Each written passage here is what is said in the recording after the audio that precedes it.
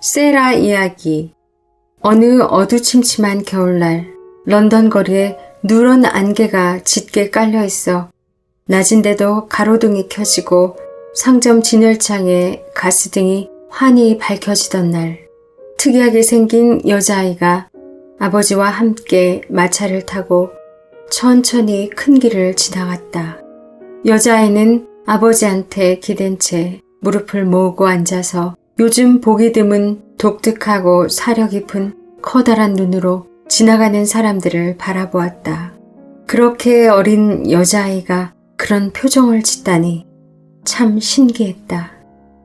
12살짜리 아이라고 해도 어른스러운 표정이었을 텐데 세라 크루는 이제 겨우 7살이었다. 사실 세라는 늘 이상한 것들을 생각하고 꿈꾸었으며 기억이 나는 순간부터 지금까지 늘 어른들과 어른들의 세상에 대해서 생각해왔다. 세라는 자기가 아주 오랜 시간을 살아온 듯한 느낌이 들었다. 세라는 아버지 크루데이와 함께 인도 봄베이에서 배를 타고 이곳에 왔는데 지금 그때 일을 생각하고 있었다. 커다란 배, 조용히 오가던 인도 뱃사람들, 뜨거운 가판에서 뛰놀던 아이들, 자꾸 세라에게 말을 시키고는 세라가 무슨 이야기를 하면 깔깔 웃어대던 젊은 장교의 부인들이 떠올랐다. 햇볕이 이글거리는 인도에 있다가 바다 한복판에 있더니 다시 낯선 차를 타고서 낮인데도 밤처럼 어두침침한 낯선 거리를 달리고 있다는 게 참 이상했다. 세라는 너무 어리둥절한 느낌이 들어 아버지한테 바싹 다가앉았다. 세라는 비밀 이야기를 하듯 나직하게 속삭였다. 아빠, 아빠. 크루데이는 세라를 내려다보며 꼭 안아주면서 대답했다. 왜 그러니, 아가? 우리 세라 지금 무슨 생각하고 있니? 세라는 아버지 품에 파고들면서 속삭였다. 여기가 그곳인가요? 네? 그렇단다. 드디어 다 왔구나. 세라는 7살 어린아이였지만 아버지가 슬퍼하는 것을 알아차렸다. 아버지는 세라가 마음의 준비를 할 수 있도록 아주 오래전부터 그곳에 가야 한다고 말해왔다. 세라는 태어나자마자 엄마가 돌아가셨기 때문에 엄마 얼굴도 몰랐고 별로 그립지도 않았다. 세상에는 젊고 잘생기고 돈 많고 사랑이 넘치는 아버지와 세라 단둘뿐인 것 같았다. 아버지와 딸은 사이가 좋았고 늘 함께 놀았다. 세라는 아버지가 부자라는 것과 자기도 어른이 되면 부자가 된다는 사실을 남들이 이야기하는 것을 우연히 듣고 알았다. 세라는 부자가 뭔지도 잘 몰랐다. 세라는 태어날 때부터 아름다운 저택에서 살았고 인도 하인들이 아가씨라고 부르면서 굽실거리고 무슨 일이든지 돌봐주었다. 장난감과 애완동물은 물론 세라를 하늘같이 떠받드는 유모도 있었는데 세라는 이런 것들을 누리는 사람이 바로 부자라는 사실을 차츰 알게 되었다. 하지만 부자에 대해 아는 것은 그것이 다였다. 세라는 지금까지 살아온 짧은 세월 동안 괴로운 것이 딱 하나 있었는데 그것은 바로 언젠가 그곳에 가야 한다는 사실이었다. 인도의 기후는 어린아이들에게 좋지 않았기 때문에 부모들은 되도록 빨리 아이들을 다른 곳으로, 대개는 영국의 학교로 보냈다. 세라는 다른 아이들이 떠나는 것을 보았고 부모들이 자기 아이가 편지를 보냈다고 이야기하는 것도 들었다. 그래서 자기도 언젠가는 떠나야 한다는 걸 알고 있었고 이따금 아버지가 배를 타고 새로운 나라로 가는 이야기를 들려주면 호기심이 생기기도 했다. 하지만 아버지와 헤어진다는 사실이 너무 괴로웠다. 세라는 5살 때 이렇게 묻곤 했다. 아빠, 저랑 같이 가면 안 돼요? 아빠도 학교 가면 안 돼요? 공부하는 건 제가 도와드릴게요. 그러면 아버지는 늘 이렇게 말했다. 그곳에 오래 있지 않아도 된단다. 세라야, 내가 가는 학교에는 너 같은 여자아이들이 많으니까 같이 놀 수 있을 거야. 아빠가 책을 많이 보내주마. 너는 금방 훌쩍 자랄 거고 똑똑해질 테니까 1년도 못 돼서 다시 돌아와서 아빠를 보살펴 줄 수 있을 거야. 세라는 그 말을 자주 생각했다. 아버지를 위해 집안을 돌보고 아버지와 함께 마차를 타고 나가고 아버지가 만찬을 열면 탁자 맨 윗자리에 앉고 아버지와 이야기하고 아버지의 책을 읽는 것. 그것은 세라가 세상에서 가장 좋아하는 일이었으며 그곳에 갔다 와야만 그렇게 할 수 있다면 당연히 갈 수밖에 없었다. 다른 여자아이들한테는 별로 관심이 없었지만 책이 많다면 외로움을 달랠 수 있을 것이다. 세라는 세상 무엇보다도 책을 좋아했으며 늘 아름다운 이야기를 지어내어 자신에게 들려주곤 했다. 이따금 아버지한테도 이야기를 들려주었는데 아버지도 세라 못지않게 좋아했다. 세라가 나직이 말했다. 아빠, 여기까지 왔으니 이제 체념하는 수밖에 없겠어요. 아버지는 세라의 어른스러운 말투에 껄껄 웃고는 입을 맞추어 주었다. 자신은 전혀 체념이 되지 않았지만 어린 딸에게 그런 속마음을 털어놓을 수는 없었다. 괴짜 같은 면이 있는 세라는 크로데이한테 훌륭한 말벗이 되어주었다. 이제는 인도 집에 돌아가도 하얀 드레스를 입고 뛰어나와 반갑게 맞아주는 딸이 없다고 생각하니 벌써부터 쓸쓸해졌다. 크로데이는 어린 딸을 더욱 꼭 안아주었고 그러는 사이 마차는 칙칙한 넓은 광장으로 들어가 어느 건물 앞에 멈추어 섰다. 그것은 주변의 다른 집들과 똑같이 크고 칙칙한 벽돌 건물이었는데 현관문에는 까만 글씨가 새겨진 청동 문패가 번쩍거리고 있었다. 민친 선생의 명문 여학교. 세라야, 여기란다. 크로데이는 애써 유쾌하게 말했다.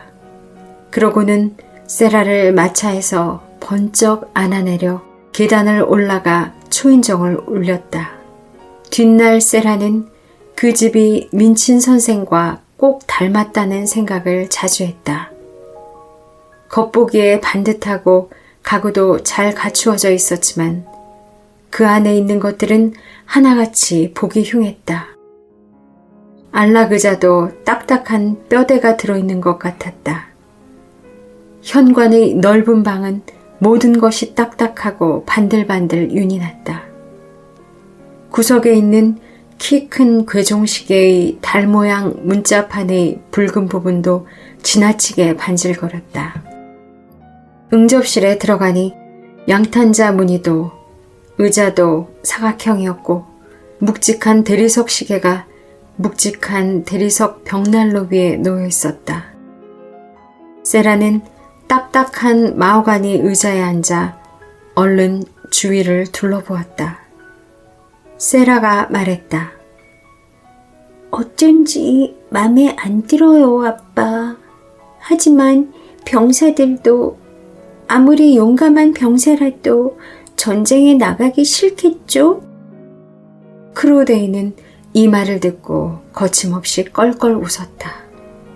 크로데이는 젊고 재미있는 사람이었으며 딸이 엉뚱한 말을 해도 열심히 들어주었다. 크로데이가 말했다. 아, 귀여운 세라. 이제 진지한 이야기를 해줄 사람이 없어서 아빠는 어쩌지? 너같이 진지한 사람은 없거든. 세라가 물었다. 아빤 왜 진지한 말에 그렇게 웃으세요? 크로데이는 더 큰 소리로 웃으면서 말했다. 내가 그런 말 하면 너무 재밌으니까 그렇지. 크로데이는 갑자기 웃음을 그치더니 금방이라도 눈물이 글썽일 듯한 눈으로 바라보며 살며시 세라를 안고 힘주어 입을 맞추었다. 그때 민친 선생이 들어왔다. 세라는 이 집과 꼭 닮은 사람이구나 하고 생각했다. 키가 크고 음침하고 번듯하지만 보기 흉한 점이 똑같았다. 민친 선생은 눈이 컸지만 눈빛이 차갑고 무표정했고 활짝 웃고 있었지만 웃음도 차갑고 표정이 없었다. 선생은 세라와 크로데위를 보는 순간 더욱 활짝 웃었다. 세라 아버지에게 이 학교를 추천한 부인이 민친 선생이 좋아할 만한 이야기를 많이 해주었던 것이다. 민친 선생이 무엇보다도 마음에 들어하는 점은 젊은 군인인 세라 아버지가 부자이고 어린 딸을 위해서라면 아무리 큰 돈도 아끼지 않는다는 사실이었다. 민친 선생은 세라의 손을 잡고 어루만지며 말했다. 이렇게 예쁘고 훌륭한 아이를 맡게 되어서 영광입니다. 메르디스 부인이 그러시는데 세라가 남달리 똑똑하다더군요. 저희 학교는 똑똑한 아이를 보배로 여긴답니다. 세라는 가만히 서서 민친 선생을 빤히 쳐다보았다. 늘 그렇듯이 특이한 생각을 하고 있었다. 왜 나더러 예쁘다고 하는 걸까? 난 전혀 예쁘지 않은데. 그레인지 대령의 딸 이소벨은 정말 예뻐. 보조개도 있고 뺨도 장밋빛이고 머리카락도 길고 황금빛이니까 난 머리도 짧고 까맣고 눈도 초록색이야. 게다가 깡말라서 하나도 안 예뻐. 나같이 못생긴 애는 본 적이 없어. 이 선생님은 처음부터 거짓말을 하는구나. 하지만 세라가 자신을 못생겼다고 여기는 것은 혼자만의 생각이었다. 모두가 예쁘다고 칭찬하는 이소벨 그레인지와는 전혀 닮지 않았지만 세라는 자기만의 독특한 매력이 있었다. 세라는 나이에 비해 키가 크고 호리호리하고 몸이 유연했으며 얼굴이 인상적이고 매력적이었다. 숱 많은 새카만 머리카락은 끝부분만 곱슬거렸다. 길고 까만 속눈썹에 둘러싸인 크고 아름다운 눈동자는 초록색을 띤 잿빛이었는데 다른 사람들은 예쁘다고 생각했지만 세라는 자기 눈 색깔이 마음에 들지 않았다. 세라는 자신이 못생긴 아이라고 굳게 믿고 있어서 민친 선생이 추워 올려도 조금도 우쭐대지 않았다. 세라는 생각했다. 내가 민친 선생님을 예쁘다고 하면 그건 거짓말이야. 거짓말이라는 사실을 잊지 말아야 해. 나도 선생님 못지않게 못생겼어. 민친 선생님하고 닮은 건 아니지만. 그런데 선생님은 왜 그런 말을 했을까? 세라는 민친 선생과 오랫동안 함께 지내고 난 뒤에야 왜 그런지 알게 되었다. 민친 선생은 부모들이 아이를 데리고 올 때마다 의뢰 그렇게 말했던 것이다. 세라는 아버지 옆에 서서 아버지와 민친 선생이 나누는 이야기에 귀를 기울였다. 세라가 이 학교에 오게 된 것은 메르디스 부인의 두 딸이 이 학교에 다녔고 아버지가 메르디스 부인의 경험담을 귀담아 들었기 때문이다. 세라는 특별 기숙생이었는데 다른 기숙생들보다 훨씬 더 큰 특권을 누리기로 되어 있었다. 세라는 예쁜 침실과 거실을 혼자 쓰게 되었다. 조랑말과 마차도 있고 인도에서 돌보아주던 유모 대신 하녀도 두기로 했다. 크로데이는 세라의 작은 손을 토닥이면서 늘 그렇듯 호탕하게 웃었다. 공부는 전혀 걱정하지 않습니다. 세라가 너무 빨리 많이 배우지 않도록 말리는 게 더 힘들 테니까요. 세라는 늘 그 작은 코를 책 속에 쳐박고 있답니다. 책을 읽는 게 아니에요. 어린아이가 아니라 새끼 늑대라도 되는 듯이 책을 먹어치우고 있지요. 항상 새로운 책을 먹어치우고 싶어하고 어른들 책을 읽고 싶어서 안달이랍니다. 크고 근사하고 두꺼운 책, 영어뿐만 아니라 프랑스어나 독일어 책, 역사책, 생물학책, 시집 등 온갖 책을 읽지요. 세라가 책을 너무 많이 읽는 것 같으면 책에서 좀 떼어놔 주세요. 대신 조랑말을 타고 거리를 산책하거나 새 인형을 사라고 하세요. 세라는 인형놀이를 더 해야 할 나이니까요. 세라가 말했다.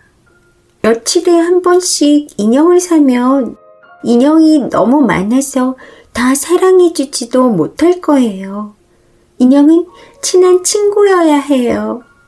에밀리는 저랑 친한 친구가 될 거예요. 크로데이와 민친 선생은 서로 마주 보았다. 민친 선생이 물었다. 에밀리가 누구죠? 크로데이는 웃으면서 말했다. 세라야, 가르쳐 드리렴. 세라는 무척 진지하고 부드러운 눈빛으로 대답했다. 에밀리는 아직 없어요. 아빠가 곧 사주실 거예요.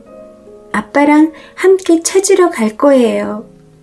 그 인형 이름이 바로 에밀리예요. 에밀리는 아빠가 안 계실 때 제 친구가 되어줄 거예요. 에밀리한테 아빠 이야기를 들려주고 싶어요. 민친 선생은 무표정한 웃음을 띠고 있다가 아첨하는 웃음을 지었다. 정말 상상력이 풍부한 아이군요. 너무너무 사랑스러워요. 크로데이는 딸을 바짝 끌어안으면서 말했다. 맞습니다. 정말 사랑스러운 아이죠. 저 대신 이 아이를 잘 보살펴 주십시오, 민친 선생님. 세라는 며칠 동안 아버지와 함께 호텔에 머물렀다. 아버지가 배를 타고 인도로 돌아가기 전까지 함께 지냈다. 세라와 아버지는 큰 상점들을 돌아다니며 물건들을 사들였다. 세라가 쓰고도 남을 만큼 많은 물건이었다. 크로데이는 선량하지만 아직 분별이 없는 젊은이라서 어린 딸이 멋지다고 감탄하거나 자기가 보기에 멋진 것이면 무엇이든지 딸에게 사주고 싶어 했다. 그렇게 해서 7살짜리 어린애가 입기에는 너무 사치스러운 옷들을 마구 사들였다. 값비싼 모피 장식이 달린 벨벳 드레스, 레이스 드레스, 자수 드레스, 크고 부드러운 타조 깃털들이 달린 모자들, 흰 담비 모피로 만든 외투와 토시, 작은 장갑과 손수건과 비단 양말 따위가 얼마나 많았던지 판매되어 있던 예의 바른 점원 아가씨들은 진지해 보이는 커다란 눈을 가진 그 이상한 여자아이가 틀림없이 어느 나라의 공주일 거라고 소곤거렸다. 어쩌면 인도의 공주인지도 모른다고 했다. 그러다가 드디어 에밀리를 찾아냈다. 수많은 장난감 가게에 가서 수많은 인형을 구경한 끝에 에밀리를 발견했다.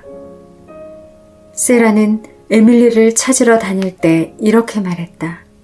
진짜 사람처럼 보였으면 좋겠어요. 내가 말하면 정말로 들어주는 것처럼 보였으면 좋겠어요. 인형들이 안 좋은 점은요. 세라는 고개를 갸우뚱한 채 곰곰이 생각하며 말을 이었다. 인형들이 안 좋은 점은 내 말을 듣고 있다는 느낌이 안 든다는 거예요. 그래서 세라와 아버지는 큰 인형, 작은 인형, 눈이 까만 인형과 파란 인형, 갈색 곱슬머리 인형과 갈색 머리를 따은 인형, 옷을 입은 인형과 입지 않은 인형 등 온갖 인형을 보러 다녔다. 옷을 입지 않은 인형들을 살펴보다가 세라가 말했다. 아빠, 에밀리가 옷을 입지 않은 인형이면 재봉사한테 데려가서 옷을 맞춰주세요. 시친 바느질을 해서 입혀보면 옷이 잘 맞을 거예요. 수없이 실망하고 나자 이젠 마차는 천천히 따라오게 하고 아버지와 딸은 거리를 걸으면서 상점 진열창을 살펴보기로 했다. 가게 두세 곳을 들어가 보지도 않고 지나친 뒤 그다지 크지 않은 가게로 다가가는데 갑자기 세라가 움찔하더니 아버지의 팔을 꼭 잡았다. 세라가 소리쳤다. 아빠, 에밀리예요. 세라는 뺨이 발그레하게 달아올랐고 사랑하는 친구를 만난 듯한 눈빛이었다. 정말요, 우리를 기다리고 있어요. 빨리 에밀리한테 가요. 이런, 에밀리한테 우리를 소개시켜 줄 사람이 있어야 할 텐데. 세라가 말했다. 아빠가 절 소개해주고 제가 아빠를 소개하면 돼요. 하지만 전 에밀리를 처음 본 순간 알아봤어요. 그러니까 에밀리도 절 알아볼 거예요. 어쩌면 에밀리도 세라를 알고 있었는지 모른다. 세라가 안아들었을 때 에밀리는 분명히 아주 총명한 눈빛을 띠고 있었던 것이다. 에밀리는 큰 인형이었지만 안고 다니기 힘들 정도는 아니었다. 금빛이 도는 갈색 곱슬머리는 물결치듯 자연스럽게 흘러내리고 깊고 맑은 회청색 눈동자가 부드럽고 수침하는 속눈썹에 감싸여 있었는데 속눈썹은 그린 것이 아니라 진짜였다. 세라는 에밀리를 무릎에 올려놓고 얼굴을 들여다보며 말했다. 그래요.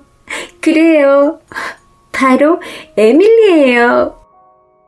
그렇게 에밀리를 사고 나자 당장 어린이 옷 양장점에 가서 세라의 옷 못지않게 화려한 옷들을 맞추었다.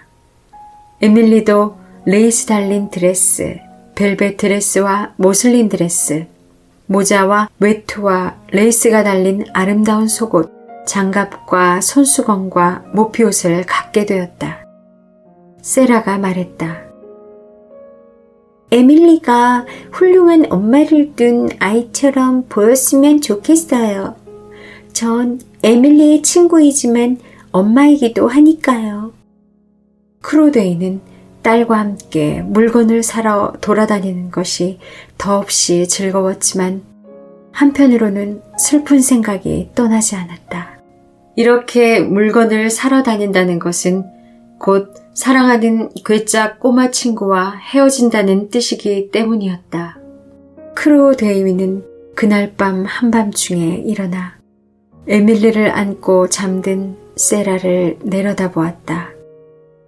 세라의 까만 머리카락과 에밀리의 갈색 머리카락이 한데 뒤섞여 베개 위에 펼쳐져 있었다. 둘 다 레이스 주름 장식이 달린 잠옷을 입고 있고 둘 다 둥글게 말린 긴 속눈썹이 뺨에 드리워져 있었다. 에밀리는 진짜 어린아이처럼 보여서 크로데이는 에밀리가 있는 것이 다행스러웠다. 크로데이는 한숨을 푹 쉬고 나서 콧수염을 쓱 끌어올리며 어린 사내아이 같은 표정을 지었다. 크로데이가 중얼거렸다. 아, 세라야, 아빠가 널 얼마나 보고 싶어 할지 내가 과연 알까? 이튿날 크로데이는 세라를 민친 선생의 학교에 데려다주고 떠났다. 크로데이는 아침에 배를 타고 떠날 예정이었다. 민친 선생한테는 영국 쪽 일은 베로스키 버스라는 변호사 사무실에서 다 맡고 있으니까 궁금한 게 있으면 거기 변호사들에게 물어보고 세라에게 들어가는 돈도 거기서 다 치를 거라고 말해두었다. 크로데이는 세라한테 일주일에 2번씩 편지를 쓰기로 했고 민친 선생한테 세라가 해달라는 것은 무엇이든지 들어주라고 부탁했다. 크로 대위는 이렇게 말했다. 세라는 어리지만 똑똑한 아이라서 해로운 걸 해달라고 조르지는 않을 겁니다. 그러고 나서 세라의 작은 거실로 가서 세라와 작별 인사를 나누었다.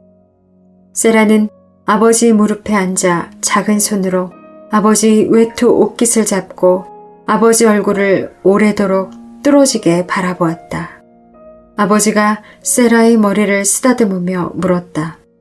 아빠 얼굴 잊어버릴까봐 기억해두려고 그러니? 세라가 말했다. 아니요. 벌써 새겨두었어요. 아빠는 늘 제 마음속에 있는걸요. 그러고는 아버지와 딸은 서로 부둥켜 안고 언제까지나 떨어지지 않을 것처럼 입을 맞추었다.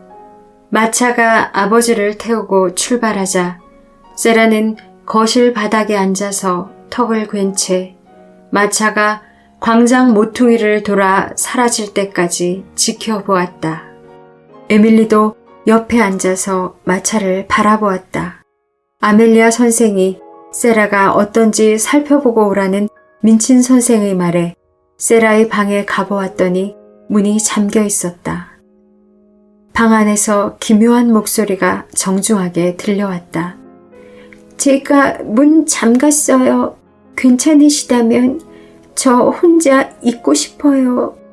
아멜리아 선생은 키가 작고 뚱뚱했으며 언니인 민친 선생을 무척이나 무서워했다. 사실 언니보다는 성격이 좋았지만 언니 말을 거스르는 법이 없었다. 아멜리아 선생은 깜짝 놀라서 아래층으로 다시 내려갔다. 아멜리아 선생이 말했다. 요즘에 같지 않게 그렇게 이상한 아이는 처음 봤어. 문을 잠그고는 소란도 안 피우고 혼자 조용히 있어. 민친 선생이 대꾸했다. 소리를 꽥꽥 지르면서 발을 동동 구르는 아이들보다는 훨씬 낫군. 워낙 오냐오냐 하며 키워내라서 온 학교가 떠들썩하게 난리를 피울 줄 알았는데 그 아이는 지금까지 부족한 거 하나 없이 살았거든. 아멜리아 선생이 말했다. 그 애 트렁크를 열어서 물건을 정리하는데 그런 것들은 처음 봤어. 검은 담비랑 흰 담비 외투도 있고 속옷에는 진짜 발랑신 레이스가 달려 있었어. 언니도 그 애 옷 봤지? 어떻게 생각해? 민친 선생이 쏘아붙였다.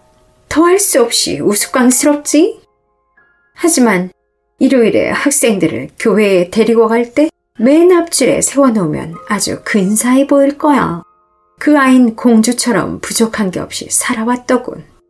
한편 위층에서는 세라와 에밀리가 방문을 잠근 채 마차가 사라진 길모퉁이를 하염없이 바라보고 있었고 크로 대위도 뒤를 돌아보면서 언제까지나 손을 흔들고 입맞춤을 보냈다.